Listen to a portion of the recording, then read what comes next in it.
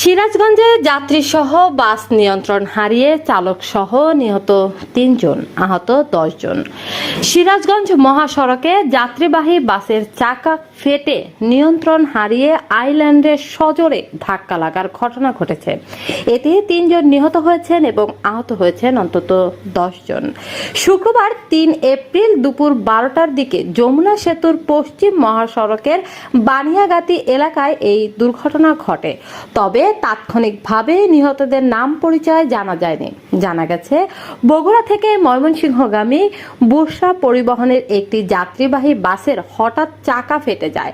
এতে চালক বাসের নিয়ন্ত্রণ হারিয়ে ফেলেন। পরে বাসটি ওভারব্রিজের আইল্যান্ডে ধাক্কা খেয়ে মাঝামাঝি স্থানে আটকে যায়।